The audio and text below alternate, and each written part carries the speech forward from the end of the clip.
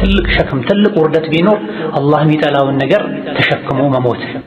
ዱንያ ላይ እኛ ወንጀልን መጥፎን ነገር ከምንፈልገው በላይ የቂያም ቀን መጥፎ ስራችን እኛን ይፈልገናል፣ አላህ ፊት ያዋርደናል። በተውበት ውሃ ልናጥበው፣ በተቅዋ በአላህ ፍርሃቻ ልብስ ራሳችን ሙሉ ልናደርግ ይገባናል።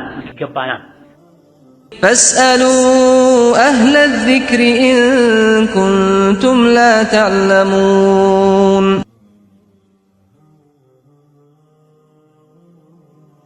بسم الله الرحمن الرحيم. سبعتنياو حديث باب نهي النساء عن السفر بدون محرم የሚል ነው።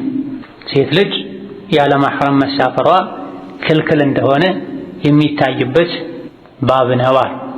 عن ابن عباس رضي الله عنهما عبد الله بن عباس ተሳቸውም ለአባታቸውም አላህ ይዘንላቸው መልካም ስራቸውን ወዶ ይቀበላቸውና قال قال رسول الله صلى الله عليه وسلم ነብይ ብለዋል لا تسافر المرأة የተኛዋም ሴት ልጅ አትሳፈርም አትጓዝም إلا ومعها محرم ከሷ ጋር محرم አብሯት ኖሮ እንጂ ላ የሚለው ሐርፉ ናህይ ነው። እንዳትሳፈር ማለት ከልካዩ ነብይ ናቸው፣ አላህ ከልክል ብሏቸው إلا ومعها محرم አብሯት محرم ኖሮ እንጂ እንዳትሳፈር።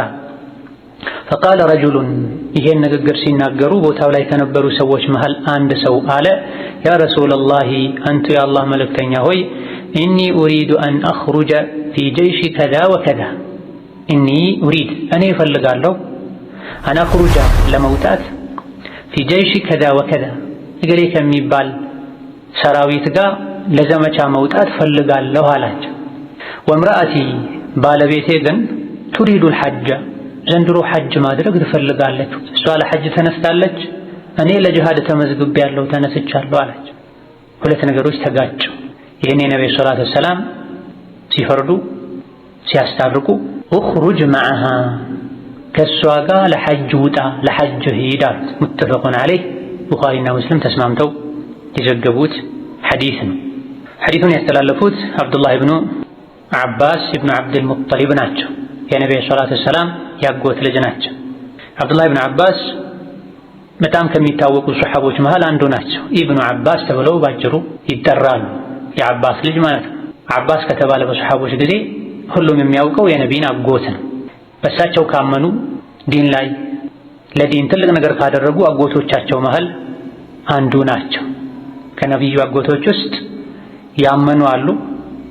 ከነቢዩ አጎቶች ውስጥ የካዱና ያስቸገሩ አሉ። ከነቢዩ አጎቶች ውስጥ መሃል ላይ የቆሙ ለነቢይ በተቻላቸው ያክል የተከላከሉም ነበሩ። አልዓባስ ረዲየላሁ ዐንሁ ወአርዳህ በነቢይ ካመኑ ለሳቸው ለዲን ከተከላከሉ ጀግና ሱሐቦች መሃል አንዱ ናቸው። ከልጆቻቸው መሃል አንዱ ኢብኑ አባስ ናቸው።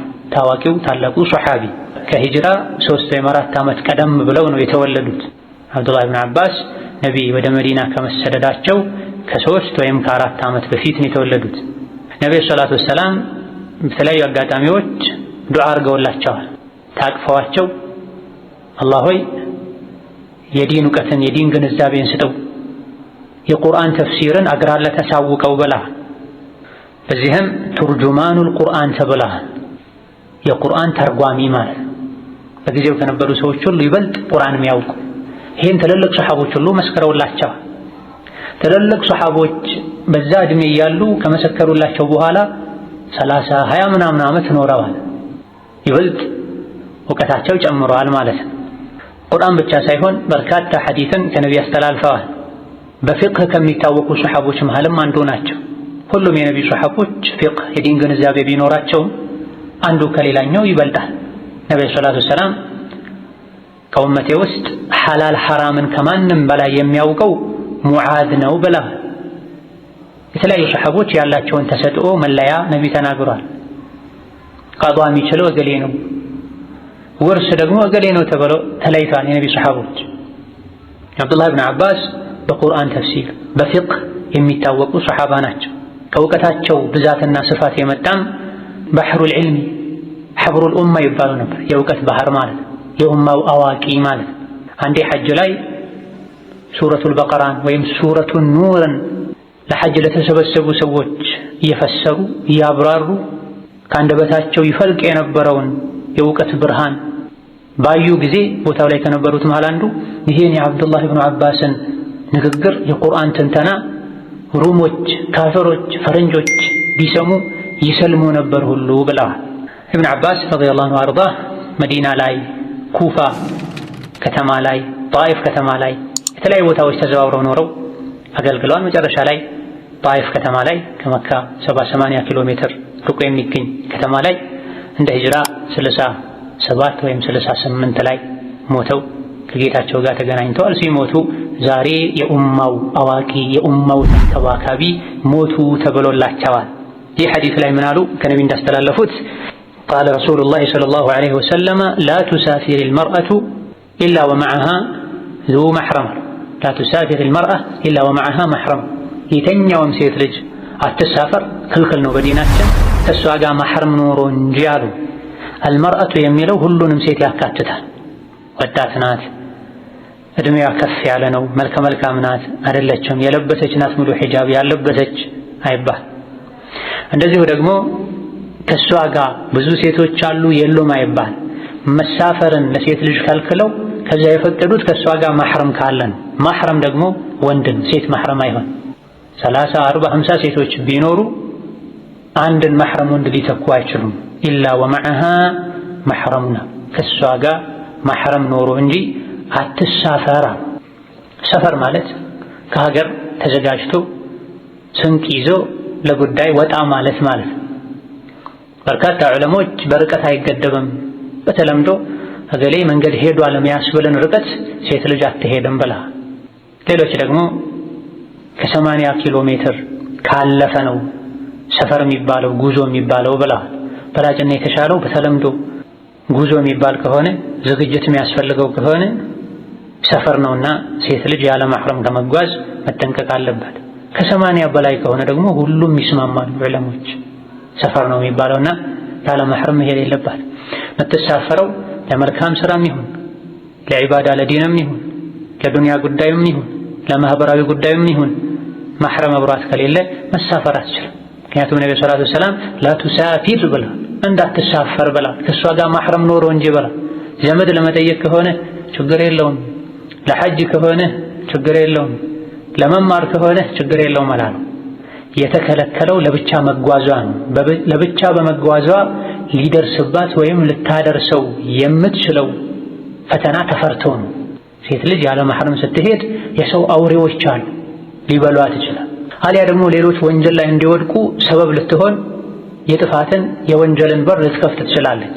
ለብቻዋ ወንበር ላይ ቁጭ ስትል ሐያ ኢማን የሌለው ስርዓት አልባ ወንድ መጥቶ አጠገቧ ቁጭ ብሎ ማያገባውን ማይመለከተውን ጥያቄ እየጠየቀ ሳታስበው ሌላ ዓለም ውስጥ ያስገባት።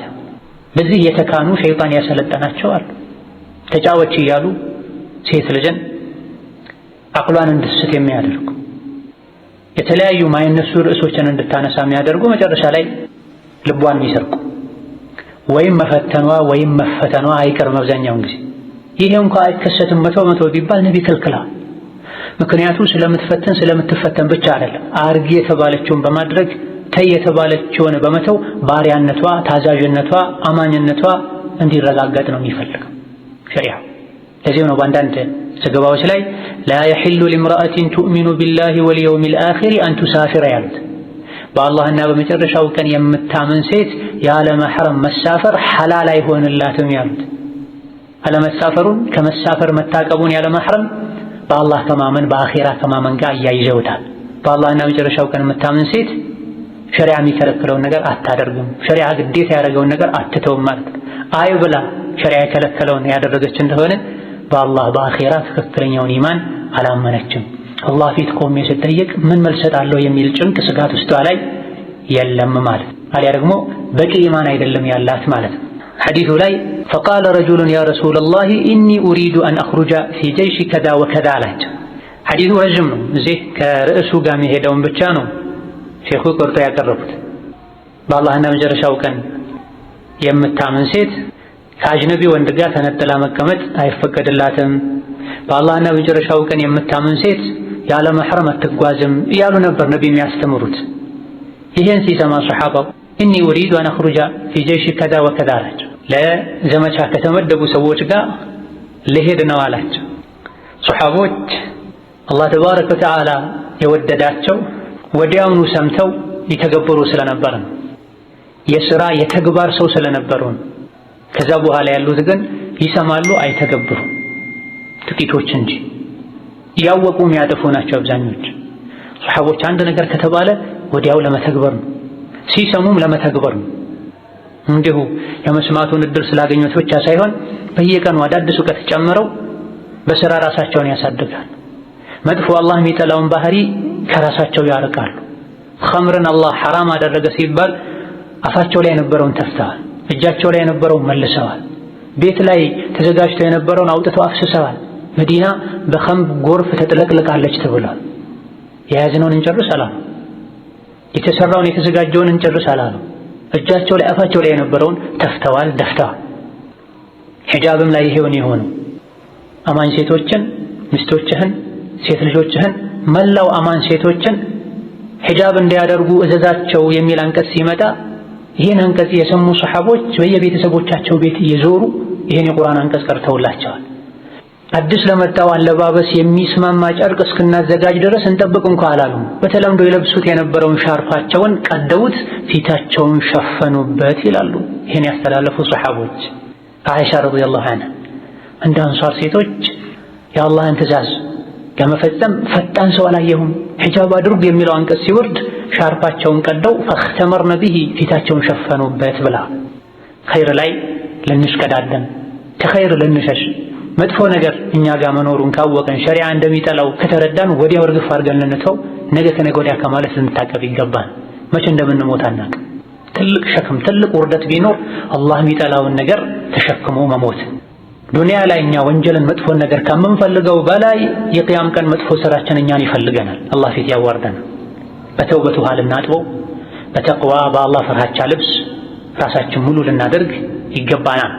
ሴት ልጅ ያለ መሕረም አትሳፈርም የሚለውን ሲሰማ ለራሱ ብቻ ሳይሆን ለቤቱም ለሚስቱም ነው የሚጨነቀውና ያ ረሱላህ እኔ ለጂሃድ ተመዝግቤያለሁ፣ ወምራአቲ ቱሪዱል ሐጃ ባለቤቴ ደግሞ ዘንድሮ ሐጅ አስባለች ተዘጋጅታለች አለች። ሁለቱ ተጋጨውበት።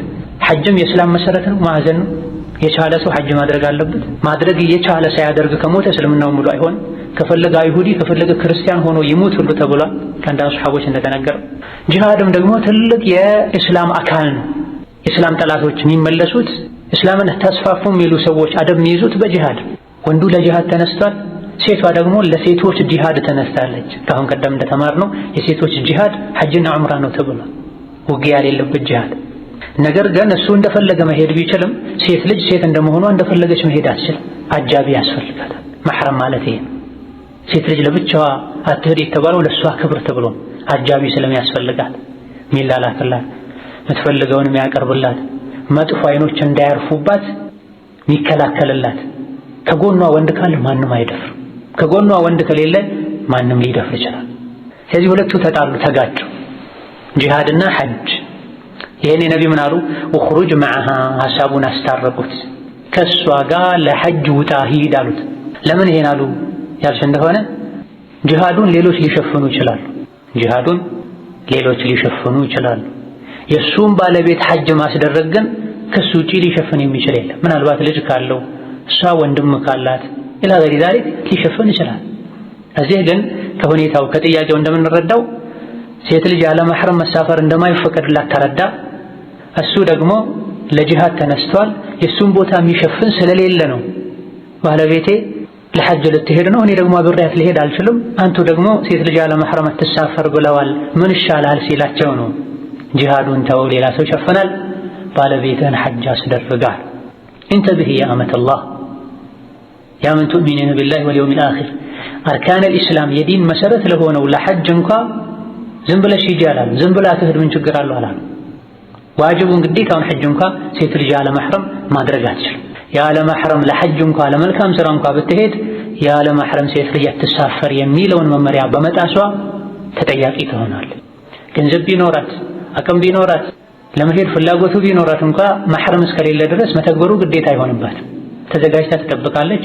በየትኛውም ጊዜ መሕረም ሳገኝ አደርጋለሁ ትላለች። ሳታደርግ ከሞተች በገንዘቧ ሌላ ሰው ያደርግላታል።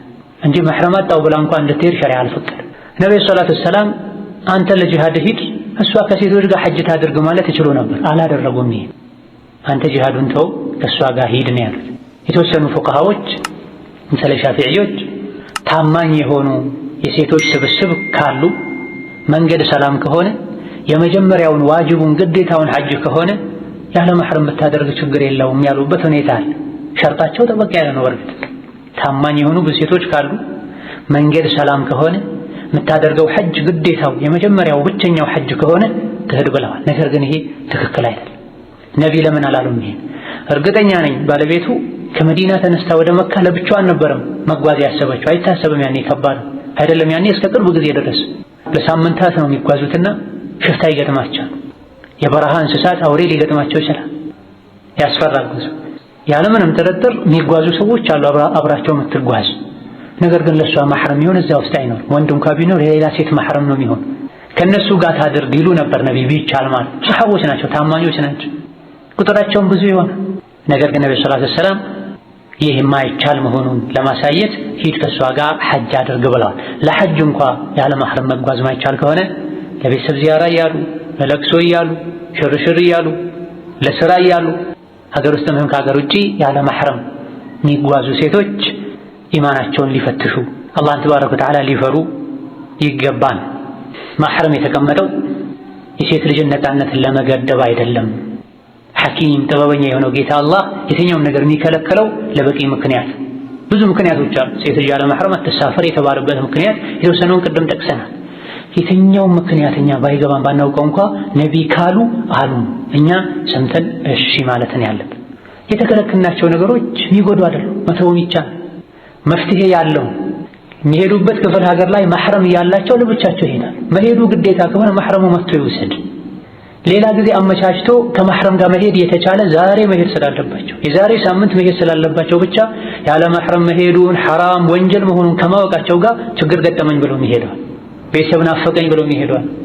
ናፍቆት ካልቻሉ ሸሪዓን ጠብቀው መኖር ካልቻሉ በዚህ መልኩ ሸሪዓን እየጣሱ ሄደው ከሚፈልጉት ዘመድ አቅራቢያ ላይ መኖር ሁሉን ወዶ ማስተካከል ስለሚቻል ሸሪዓ የከለከለው። በዚህ መሰረት ከእናቴ ጋር ከእህቴ ጋር ከአባቴ ጋር ተቆራርጬ ልኖር ማለት ነው? አይደለም። ከነሱ ርቆ መኖሩማ ግዴታ አደረገው። በትዳር ምክንያት ነው ባል ይውሰድ፣ በስራ ምክንያት ነው ስራ አዛማል። ስለዚህ ሸሪዓ የሚያዘው ሁሉ የሚቻል ማድረጉ የሚቻል ነው፣ የሚከለክለው ሁሉ መከልከሉ የሚቻል። አትጠጡ አላለማም፣ አትተኙ አላለማም። ምንበላው ምንጠጣው ሸሪዓን የጠበቀ እንዲሆን ነው ያዘዘው። እዚህም ጋር ያለ መሕረም አትጓዙ ነው ያለው። ያለ መሕረም አትጓዙ ነው ያለው። ማመቻቸት ይቻላል፣ ማጠጋጋት ይቻላል። ካመኑበት ሁሉ ነገር ቀላል። ኢማን ጎድሎን ነው እንደፈለገን የምንሆነው። هذا والله تعالى أعلم። የዛሬ ደርሳችን እዚህ ያበቃል። السلام عليكم ورحمة الله